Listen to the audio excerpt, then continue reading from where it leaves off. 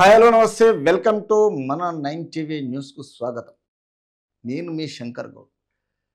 మూసీ సుందరీకరణకు 1.50 లక్షల కోట్ల ఖర్చు అనే విధంగా అంచనాలు ఎందుకు పెంచారు? పాలమూరు కంటే మూసికి ఎందుకు ప్రాధాన్యం ఇస్తున్నారు కేటీఆర్? అంటే కేటీఆర్ ఏమంటున్నారు అంటే అసలు పాలమూరు కంటే మహబూబ్ నగర్ కంటే ఈ పాలమూరు కంటే మూసికి ఇంత ఎందుకు రెస్పాన్స్ కావడము అనేసి కేటీఆర్ అడుగుతున్నాడు. 1.5 లక్షల కోట్ల ఖర్చా ఎందుకు అంటే ఏం చేస్తారు అనేసి కేటీఆర్ సందేహాన్ని బయటికి వచ్చేసింది. ఇప్పుడు కాంగ్రెస్ అధికారంలో ఉన్నది కాబట్టి కాంగ్రెస్ ఎప్పుడైతే ప్రమాణ స్వీకారం చేసినప్పటి నుంచి రేవంత్ సర్కార్ క్లారిటీగా అంటున్నాడు. ఎప్పుడైతే లండన్ వెళ్ళాడో లండన్ వెళ్ళిన తర్వాత అక్కడ చూసిన ప్రదర్శనలను మొత్తం అక్కడ ఏదైతే సుందరీకరణంగా కనిపించే పార్కులను మూసీ నదులను ఎలా చేశాడో ఆ విధంగా మన హైదరాబాదు తెలంగాణ రాష్ట్రానికి చెందిన హైదరాబాదు ఆ బ్రహ్మాండమైన ఆ సుందరంగా దాన్ని తీర్చిదిద్దాలే అని మనసులో పడి ఈరోజు హైదరాబాదులో గంటసేపు వర్షం వస్తే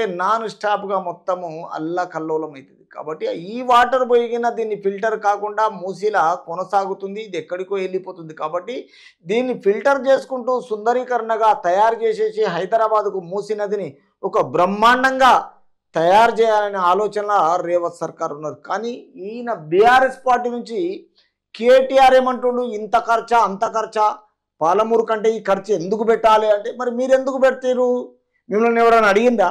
10 సంవత్సరాలు మీకు విపక్షగా ఉన్న కాంగ్రెస్ మిమ్మల్ని అడిగిందా? ఏదన్నా అడగలే. మీరు అడగడానికి ఛాన్స్కి నీయలే, ఏ ఒక్కరికి లోపలికి రానియలే, ఏ ప్రగతి భవన్లకు రానియలే, తిరిగి మీరు ఏం ఖర్చు పెడుతుంటే చూయలే, మీరు ఏవి కబ్జాలు చేస్తుంటే అడగలే, ఏ ఆఫీసర్లను మీ కనుసంధానంలో వేసుకున్నారో అడగలేదు, ఫోన్ ట్యాపింగ్ ఏ విధంగా బయట పెట్టారు అదిగిన మీరేం చేసిండ్రు? మీకు చిత్తశుద్ధి లేక జనాలతో జీవితాలతోటి ఫ్యామిలీలతోటి కాపురాలు కూలిపోయేటట్టు తయారు చేసుకున్నారు.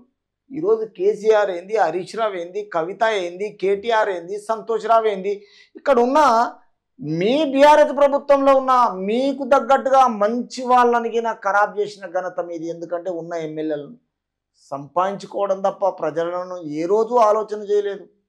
ప్రజల గురించి ఏ రోజు ఎక్కడ ఏ విలేజ్లో తిరగలేదు, వాళ్ళ మనోవేదనను అర్థం చేసుకోలేదు. తర్వాత ఒక్కరోజైనా ఏ ప్రోగ్రాం ఏం చేయాలి, ఏం అడగాలి, వాళ్ళ మంచి చెడులు వాళ్ళ అప్రూవల్ తీసుకోలే, వాళ్ళ విధి విధానాలు ఏదో చట్టసభల్లో పెట్టలే. మీ ఇష్టం వచ్చినట్టు రాసుకుంటారు, మీ ఇష్టం వచ్చినట్టు చదువుతారు, మీ ఇష్టం వచ్చినట్టు కబ్జాలు చేస్తారు. లాస్ట్కి వచ్చి ఈరోజు కాంగ్రెస్ను కాంట్రవర్ట్ చేస్తున్నారు. కరెక్టా కాదా? ఇది మంచి పద్ధతి కాదు. ఎందుకంటే అనూహ్యంగా అంచనాలు ఎందుకు పెంచారు? పాలమూరు కంటే మూసికి ఎందుకు ప్రాధాన్యం ఇస్తున్నారు కేటీఆర్?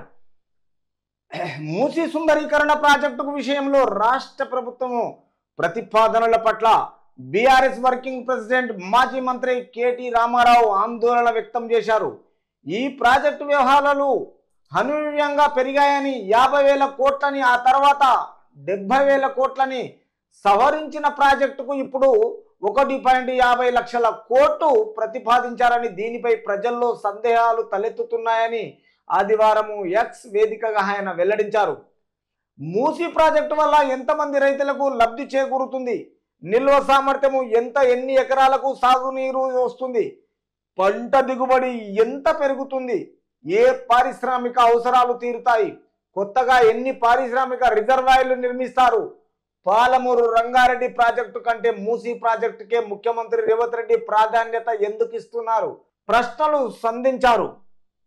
అంటే కల్వకుంట్ల చంద్రశేఖరరావు ముద్దులతనయుడు కేటీఆర్ ఏమంటున్నారంటే అసలు మూసీ నదికి ఇంత డబ్బు ఎందుకు ఖర్చు పెట్టాలి, దీనివల్ల లాభం ఏంటి అంటున్నాడు.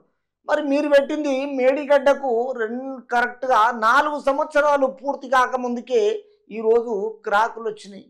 సుందిల్ల అట్లా అయిపోయింది, తర్వాత మేడిగడ్డ ఇట్లా అయిపోయింది, ఈ సుందిల్ల పోయింది, ఇప్పుడు మేడిగడ్డ పోయింది. కరెక్ట్గా 4 సంవత్సరాలు కంప్లీట్ చేసుకోక ముందుకే 10 దగ్గర 7 పిల్లర్లు కుంగిపోయి క్రాక్ వచ్చేసి ఈరోజు జనాలకు ఎంత ఇబ్బంది అయిపోయింది. మరి మీరు చేసింది ఏది కరెక్ట్ ఉన్నది? ప్రతిదీ మీరు చేసిన పరిపాలనలో అప్పులు చేసి వెళ్ళిపోయారు. ఇలా కాంగ్రెస్కు చూస్తే నెల 1 తారీఖు వచ్చిందంటే నెలాఖరు వరకల్లా 7 లక్షల కోట్లకు మిత్తి కడుతున్నారు. మీరు చేసింది సొక్కంగా ఉన్నదని ఈరోజు ప్రజల గురించి విపక్షగా ఈ మాటలు అడుగుతున్నారంటే సిగ్గుచేట అనిపిస్తుంది రామారావు. మరి ఇది ఏ విధంగా మిమ్మల్ని నమ్మాలి? మిమ్మల్ని నమ్మితే 10 సంవత్సరాలు మోసం చేసిరని ఆల్రెడీ ప్రజలు ఊహించారు కదా, తుంగలో దొక్కిరు కదా, మిమ్మల్ని ఓటమి పాలు చేసిరు కదా. మరి మీరు ఓడిపోయిన తర్వాత ఈరోజు విపక్షగా రేపు ఇది జరిగిన తర్వాత జరగక ముందుకు అసెంబ్లీలో వివరంగా అడగండి. కానీ ఇవి కాకముందుకే మీరు చేసేది చక్కగా లేదు, చేసేవాళ్ళని చేయనియరు.